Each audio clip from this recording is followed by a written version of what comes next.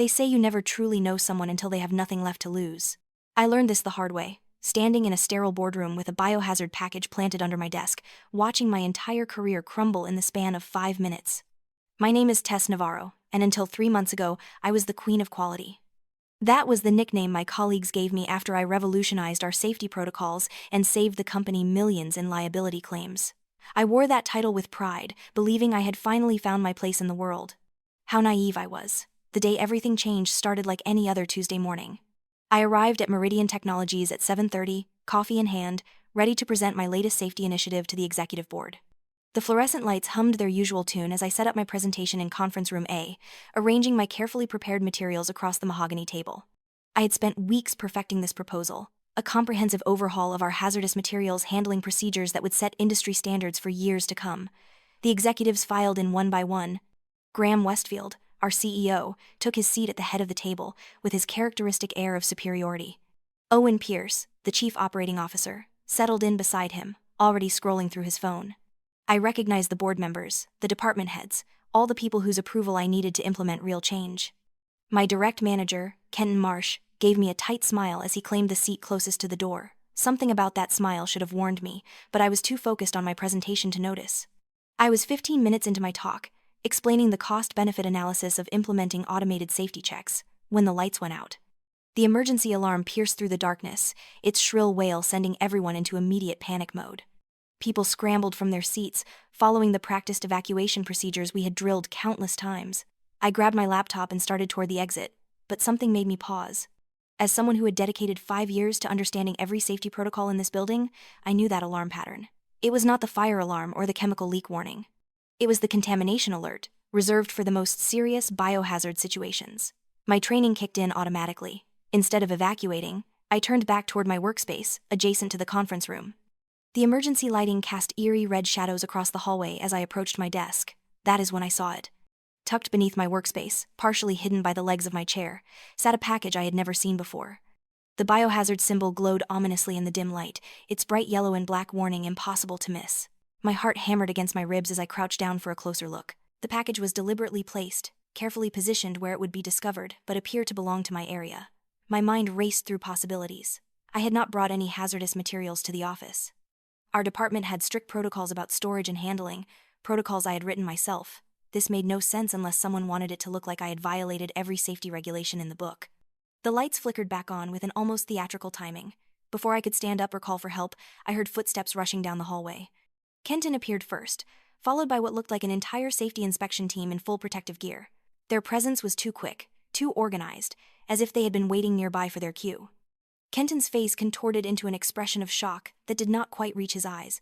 In fact, beneath the manufactured surprise, I caught something else: triumph. He strode toward my desk, his voice loud enough to carry down the hallway where other employees were beginning to return from the evacuation. "What is this?" he shouted, pointing at the package. "Tess, what have you done?" I stood up slowly, my hands shaking with a mixture of fear and growing anger. "I have not done anything. I found this here when I came back to check." "You found it?" Kenton's laugh was sharp and cruel. "You expect us to believe that someone planted a biohazard package under your desk? The desk of our so-called Queen of Quality?" The safety team moved in, carefully extracting the package while one of them took photographs from every angle. I watched them work, noticing how rehearsed their movements seemed, how they positioned themselves to capture me in every shot, standing guilty and alone beside the evidence. "This is a setup," I said, my voice steadier than I felt. "Someone is framing me. Kenton, you know I would never compromise safety protocols." His smile widened, and there was nothing friendly about it. "What I know, Tess, is that this is the most serious safety violation I have seen in 20 years. You have endangered everyone in this building." Other employees had gathered in the hallway now, drawn by the commotion. I recognized faces of people I had trained, colleagues I had shared lunch with, friends I thought I had made during my years at Meridian. But as I looked at them, I saw only suspicion and judgment. Amelia Park, who I had helped get promoted last year, whispered something to Victor Chen, and they both stared at me with barely concealed contempt. "I am telling you, someone is setting me up," I repeated, louder this time, trying to make eye contact with anyone who would listen. "Think about it. Why would I violate the very protocols I created? This does not make sense." But Kenton was already on his phone, speaking in low, urgent tones. Within minutes, 2 security guards arrived. They were not our usual friendly daytime security staff. These were larger men with stern expressions and no recognition in their eyes when they looked at me. "Miss Navarro?" One of them said, his voice professionally neutral, "We need you to come with us."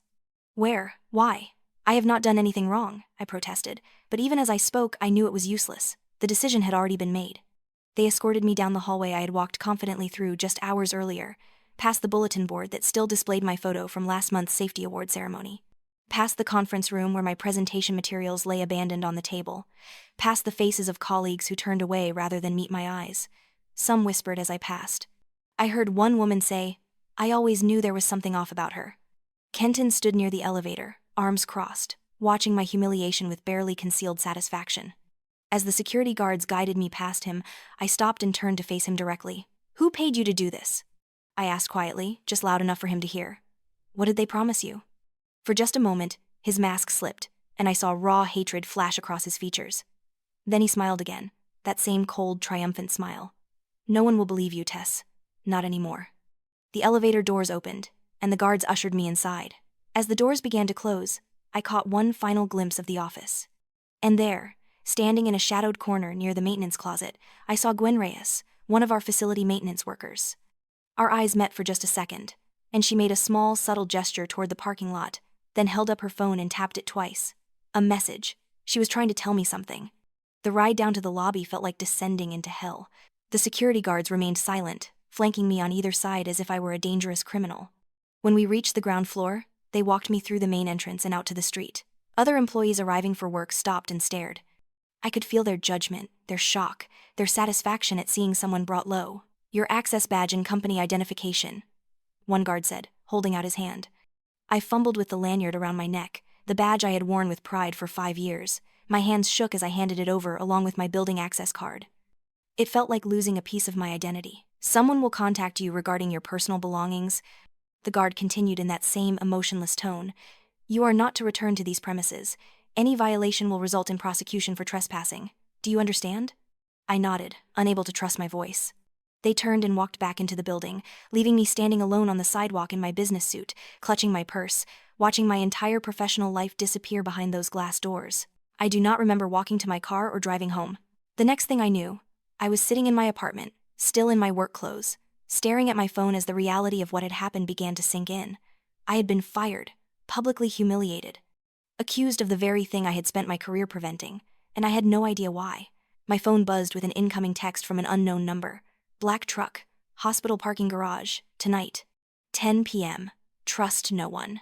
Below the message was a grainy photo of a black delivery truck with a logo I vaguely recognized from somewhere around the Meridian campus. Every instinct told me this was dangerous, possibly another trap, but I also remembered Gwen's furtive gesture, the way she had looked at me with something that might have been sympathy or warning. Whatever was happening at Meridian, whatever conspiracy I had stumbled into, Gwen knew something about it.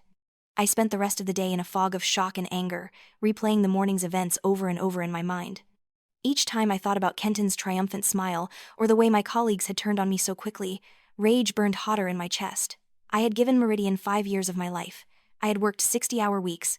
I had sacrificed relationships and personal time to make that company safer and more profitable. And they had destroyed me in minutes with a carefully staged setup. By 9:30 that evening, I had made my decision. I changed into dark jeans and a black jacket, tied my hair back, and drove to the hospital parking garage. The structure was mostly empty at this hour, with just a few cars scattered across the lower levels. I parked on the 3rd floor as instructed and waited. At exactly 10 p.m., a figure emerged from behind a concrete pillar. Gwen looked terrified, her eyes darting around constantly as she hurried to my car and slipped into the passenger seat. "Thank you for coming," she said, her voice barely above a whisper. "I was not sure you would." "Tell me what is going on," I demanded. "Tell me everything." Gwen took a shaky breath. "I have worked maintenance at Meridian for 12 years. I see things people do not think I see. I hear things they do not think I hear. And what I have seen over the past 6 months terrifies me." She pulled out her phone and showed me a series of photos and videos. Nighttime deliveries of unmarked crates. Kenton and Amelia meeting with unfamiliar men in suits near the loading dock. Victor supervising the transfer of equipment I did not recognize. And most damning, footage from early that morning showing Kenton, Amelia, and Victor entering my workspace area during the evacuation drill they had called, carrying what was clearly the biohazard package. "They planned this," Gwen said.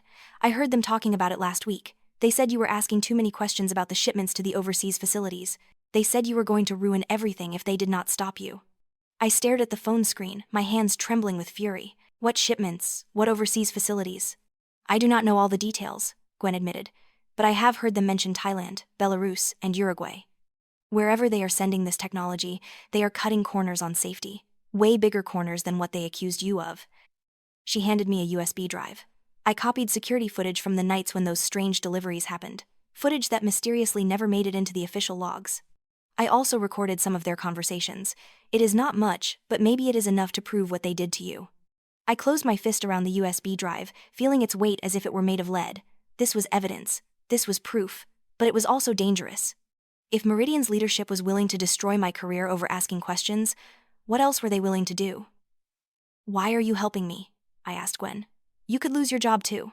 Her eyes filled with tears. Because 6 months ago, my friend Marcus worked in quality control. He started asking questions about discrepancies in the export logs. 2 weeks later, he was fired for supposedly stealing company property. They destroyed his reputation so thoroughly he could not find another job in the industry. He killed himself 3 months ago. She wiped her eyes roughly. I will not watch them do this to someone else without at least trying to fight back. I reached over and squeezed her hand. Thank you. I promise I will not let them get away with this. After Gwen left, I sat in my car for a long time, staring at the USB drive. Finally, I pulled out my phone and made 2 calls. The first was to my cousin Ellis, a brilliant if somewhat morally flexible hacker who had helped me out of tight spots before. The second was to Joanna Matthews, my best friend from college who now worked as an investigative financial journalist for the Wall Street Journal. Both of them agreed to meet me the next day. Ellis because he loved a good puzzle and hated corporate corruption.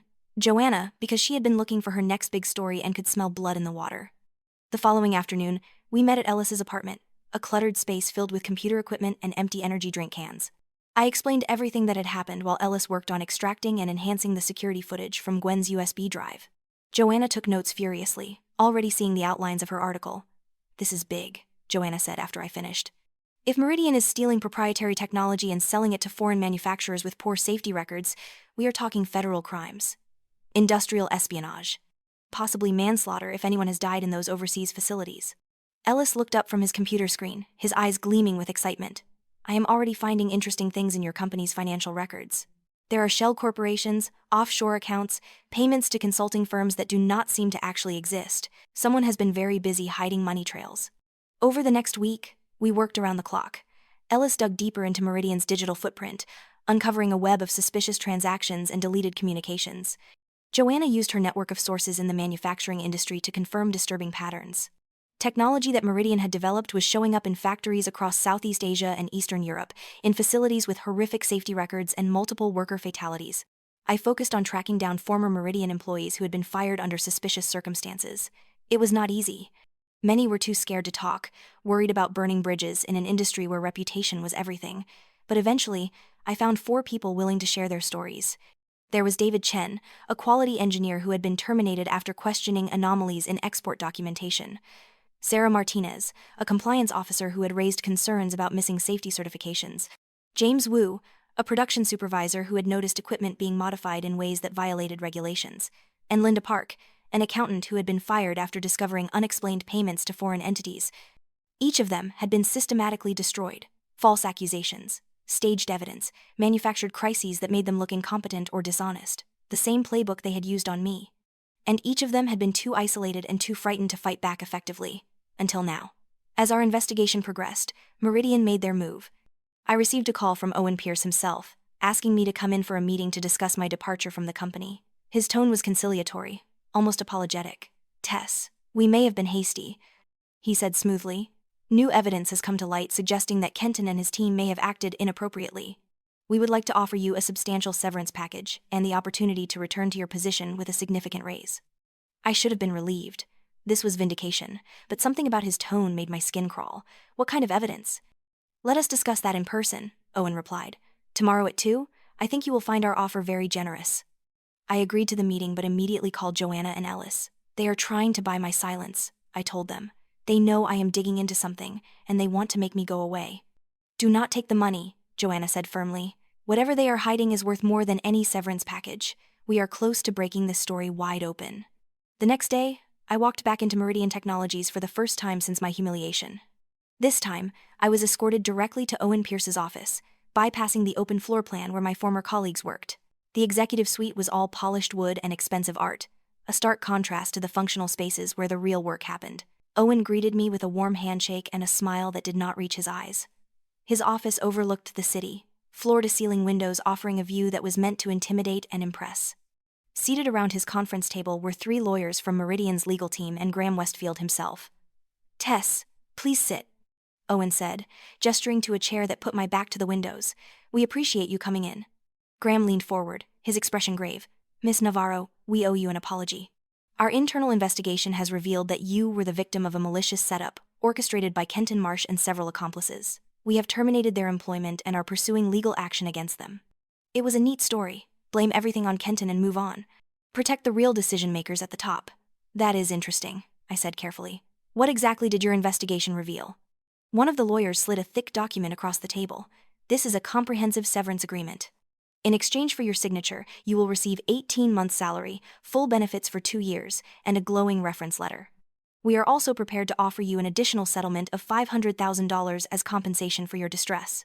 $500,000. It was more money than I had ever seen in my life, enough to start over anywhere I wanted, enough to make all of this pain and humiliation worthwhile. "What is the catch?" I asked. "No catch," Owen said smoothly. "Just a standard non-disclosure agreement. You agree not to discuss the circumstances of your departure or any internal Meridian matters with outside parties. It is for your protection as much as ours. We want to put this unfortunate incident behind us and allow everyone to move forward." They wanted me silent. They wanted me to take the money and disappear, to bury whatever I had learned about their operations. I thought about Gwen's friend Marcus, driven to suicide because they had destroyed his reputation. I thought about the workers in those overseas factories, laboring with stolen technology and inadequate safety measures. I thought about every person who had been hurt by Meridian's greed and corruption. I stood up, leaving the unsigned document on the table. "No." Graham's expression hardened. "Miss Navarro, I would advise you to think very carefully about this decision. This is an extremely generous offer." "You think you can buy my silence?"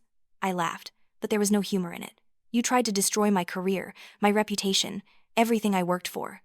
You have been stealing technology, endangering workers, and covering up God knows what else. And you think I will just take your money and walk away?" "You cannot prove any of that," one of the lawyers said quickly. "Maybe not yet," I replied, "but I will. I will do whatever it takes to expose what you have done, not just to me, but to everyone you have hurt." I walked out of that office with my head held high, leaving them scrambling behind me. By the time I reached the parking lot, my phone was already ringing with threatening calls from Meridian's legal team. I ignored them all and drove straight to Ellis's apartment. "They offered me $500,000 to keep quiet," I told him and Joanna. Ellis whistled low. "That is how much they think the truth is worth, which means what we are looking for is worth way more." He was right. Over the next 2 weeks, our investigation kicked into high gear. Ellis worked his way deeper into Meridian's systems, uncovering deleted emails and encrypted files. What he found was damning. Detailed plans to optimize costs by cutting safety corners at overseas facilities, communications about stolen intellectual property being sold to foreign competitors, financial records showing bribes to foreign officials and payoffs to keep workers quiet after accidents. Most horrifying were the incident reports Ellis recovered from deleted servers. 3 workers dead in a Thailand facility after a chemical leak. 2 more killed in a Belarus plant when equipment malfunctioned. Multiple injuries and illnesses at a Uruguay factory. And in every case, Meridian had paid settlements to make the families go away quietly, never admitting fault or changing their practices. Joanna, meanwhile, had been building her case from the outside. She tracked down families of deceased workers, documented the similarities between Meridian's technology and products appearing in foreign markets, and connected the dots between shell companies and offshore accounts. She had enough for an explosive exposé, but she needed one more piece to make it bulletproof. That piece came from the most unexpected source. I received an anonymous text message with a time and location. This time, it was the parking garage of a hospital on the other side of town. Part of me knew it could be a trap, but I had come too far to back down now. I parked on the designated level and waited. A sedan pulled in beside me, and I recognized the driver immediately. Amelia Park, looking nothing like the confident woman who had sneered at me during my humiliation. She looked terrified, her face pale and drawn, dark circles under her eyes. She climbed into my passenger seat without a word and handed me a USB drive. "This is everything," she said quietly. "Emails, financial records, recordings of executive meetings, all of it." I stared at her, not quite believing what I was seeing. "Why are you doing this?" "Because they are setting me up next," Amelia said bitterly. "Kenton was supposed to take the fall alone, but now they are building a case against me and Victor too. They are going to blame everything on us while Graham and the board walk away clean. I am not going down alone for their crimes. You participated in those crimes, I pointed out. You helped frame me. I know. Her voice broke. I thought I was protecting my career. I thought if I just did what they said, I would be safe. But there is no safety with people like them. They use you until you are not useful anymore, then they throw you away. I see that now. She looked at me with desperate eyes. I will testify. I will tell everything in court. But I need immunity. I need protection. Can you help me get that? I took the USB drive, feeling its weight. This was it. The smoking gun. Complete proof of everything Meridian had done. I will try. But I cannot promise anything. You hurt a lot of people, Amelia. There have to be consequences. I know, she whispered. I just want a chance to make it right. After she left, I took the drive straight to Ellis. He spent all night verifying its contents, making sure it was not some elaborate trap or disinformation campaign. But everything checked out. Amelia had given us the keys to the kingdom. The next morning, Joanna published her article in the Wall Street Journal. The headline screamed across the front page: Technology Theft and Worker Deaths, the Dark Side of Meridian Technologies. The article laid out everything: the stolen technology, the overseas facilities with their horrific safety records, the workers who had died, the cover-ups and payoffs, and most importantly, the documented proof of executive involvement from the very top. Within hours, the story had exploded across every major news outlet. Business channels ran special segments analyzing the scandal. Social media erupted with outrage. Meridian's stock price went into freefall. And federal investigators announced they were opening a criminal inquiry. I did my first television interview that afternoon, sitting across from a primetime news anchor and calmly explaining what I had discovered. I showed copies of the documents, careful to protect sources while presenting irrefutable evidence. I talked about the workers who had died, showing their photographs on screen. I made it personal and real and impossible to ignore. Meridian fought back hard. Their public relations team launched a counteroffensive, painting me as a disgruntled former employee with an axe to grind. They leaked false stories about my job performance, claimed I had mental health issues, suggested I had fabricated evidence. Anonymous sources told reporters I had been having an affair with a married colleague and had stolen proprietary information when it ended badly. It was brutal and terrifying. Strange cars followed me. I received threatening messages telling me to drop the investigation or face consequences. Someone broke into my apartment while I was out, leaving nothing stolen but everything ransacked as a message. Joanna's newspaper received threats of legal action. Ellis had to deal with attempts to hack his systems and plant false evidence, but we did not back down. For every lie Meridian told, we had documented truth to counter it. For every threat, we went more public, making it harder for them to make us disappear quietly. And slowly, surely, more people started coming forward. Former employees who had been too scared before now saw that someone was actually fighting back. Whistleblowers from inside Meridian started leaking additional documents. Workers from the overseas facilities began sharing their stories through international labor organizations. The tide was turning. The federal investigation moved quickly once they had Amelia's evidence and testimony. She had made a deal with prosecutors, agreeing to cooperate fully in exchange for reduced charges. With her insider knowledge and the mountains of documentation we had gathered, investigators were able to build an airtight case against Meridian's leadership. 8 weeks after my humiliation in that boardroom, I watched on television as FBI agents arrested Graham Westfield at Meridian's headquarters. They also took Owen Pierce and 3 other board members into custody. Kenton, Amelia, and Victor had already been arrested days earlier. All of them faced charges including wire fraud, conspiracy to commit industrial espionage, obstruction of justice, and in some cases, criminally negligent homicide. The trial took months to prepare, but when it finally began, the prosecution built their case methodically and devastatingly. They called former employees who testified about being forced to falsify safety reports. They presented financial experts who traced the money from stolen technology sales. They showed tearful family members of workers who had died in those overseas facilities, workers who had been using Meridian's stolen technology without proper safety protocols, and they called me to the stand. I spent 2 days testifying about the culture of corruption at Meridian, the way they had systematically silenced anyone who questioned their practices, the setup they had orchestrated to destroy my career. The defense lawyers tried to shake my testimony, implying I was biased and vindictive, but the evidence spoke for itself. The moment I will never forget came near the end of the trial. The judge allowed victim impact statements, and she permitted me to address Graham Westfield directly. I stood in that courtroom, looking at the man who had presided over so much destruction, and found my voice steady and clear. "Mr. Westfield," I said, "you sat in boardrooms making decisions about profit margins and risk assessments, but those risks were not yours to take. They belonged to workers you never met, in countries you probably never visited. You stole technology and cut safety corners because it saved money. And when people died because of those decisions, you paid settlements and moved on. You never had to look into the eyes of a mother who lost her son, a child who lost her father. You never had to explain why their lives mattered less than your quarterly earnings report. I paused, making sure he was looking at me. You tried to destroy me because I asked questions, because I cared more about people than profits, because I believed that safety matters. And you almost succeeded. But here is what you did not understand. The truth does not go away just because you bury it. Crimes do not disappear because you silence the witnesses. And there will always be people who refuse to be bought or intimidated into looking the other way. The jury deliberated for 3 days. When they returned, the foreperson read out guilty verdicts on every single count. Graham Westfield, the CEO who had built an empire on stolen technology and worker exploitation, sat stone-faced as his future crumbled. Owen Pierce actually wept. The others looked shell-shocked, as if they still could not believe they were being held accountable. Sentencing came 2 months later. Despite their lawyers' best efforts to negotiate lighter punishment, the judge was unmoved. Graham received 15 years in federal prison, forfeiture of all assets gained through criminal activity, and a lifetime ban from serving in any corporate leadership position. Owen got 12 years. The others received varying sentences, but none of them were walking away unscathed. Kenton Marsh, the man who had orchestrated my setup with such satisfaction, received 7 years and would be disbarred from ever working in safety compliance again. Amelia, because of her cooperation, received a suspended sentence and 3 years probation. She would never work in the corporate world again, but at least she was free. I saw her once after the trial, and she thanked me for not letting them make her their final scapegoat. I told her I hoped she used her second chance wisely. The civil lawsuits came next, and they were massive.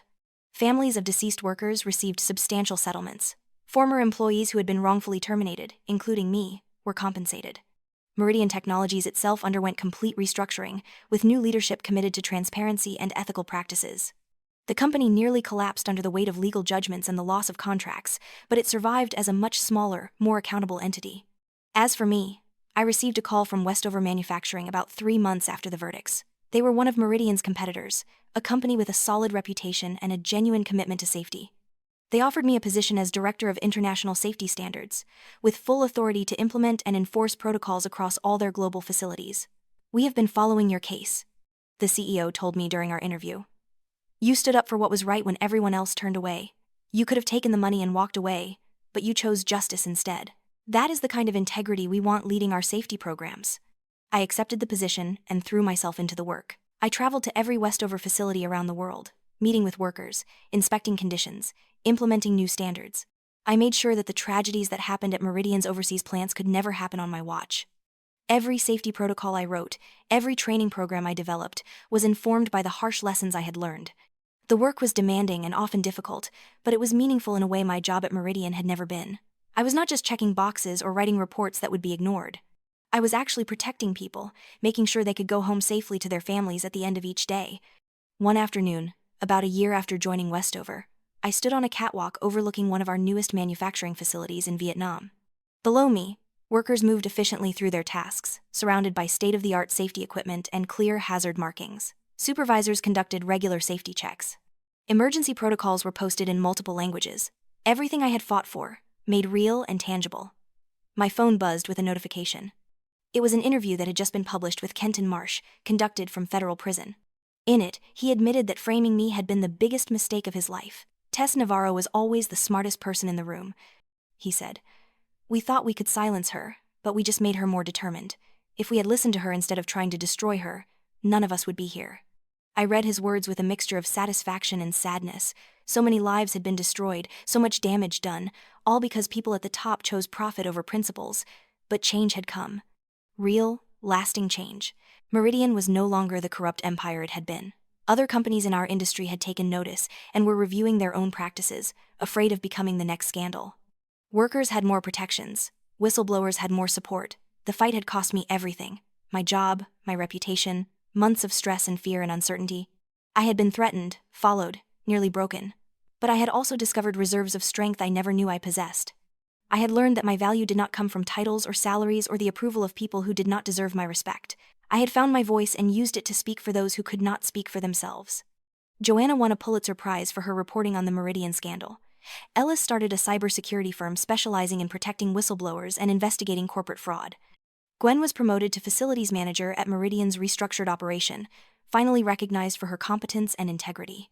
We stayed in touch. an unlikely group of allies bound together by the fight we had waged. Sometimes people ask me if I regret not taking Meridian's settlement offer. $500,000 would have been life-changing money. I could have walked away clean, started fresh somewhere else, avoided all the pain and danger that followed. But every time someone asks, I think about the workers in Thailand and Belarus and Uruguay, the ones who died because profits mattered more than their safety. I think about Marcus, who killed himself because his reputation was destroyed.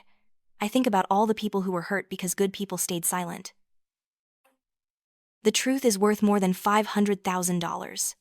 Justice is worth more than comfort. And my integrity, my ability to look at myself in the mirror and know I did the right thing, that is priceless. I am not the same person who walked into that boardroom confident in her place in the world. That woman believed the system was fair, that hard work and competence would be rewarded, that corporations cared about more than money. The woman I am now knows better. I know that corruption thrives in silence. I know that powerful people will protect their interests at any cost. I know that fighting for what is right is hard and painful and sometimes feels impossible. But I also know that one person can make a difference. That the truth, no matter how deeply buried, will eventually come to light. That there are always others waiting for someone brave enough to take the first stand. And that nothing, absolutely nothing, matters more than being able to sleep at night knowing you did everything you could to make the world a little bit better. Standing on that catwalk, watching workers move safely through their routines, I felt something I had not felt in a long time: peace. Not the absence of struggle, but the knowledge that the struggle had been worth it. Every sleepless night, every threatening phone call, every moment of fear and doubt had led to this: real change, real safety, real accountability. My phone rang, pulling me from my thoughts. It was an unknown number, but I had stopped being afraid of those. I answered to hear a hesitant voice on the other end. Miss Navarro? My name is Chen Wei. I work at a manufacturing plant in Singapore, and I have been reading about what you did at Meridian. I think my company is doing something similar, cutting corners on safety, falsifying records. I do not know who else to call. I closed my eyes and took a deep breath. Here it was again. Another person reaching out because they had nowhere else to turn. Another fight waiting to happen. Part of me wanted to say no, to protect the peace I had finally found. But I thought about who I had been before all this, the woman who had been too comfortable to see the corruption around her. I thought about the person I had become, forged in the fire of that terrible experience. Tell me everything, I said. Start from the beginning.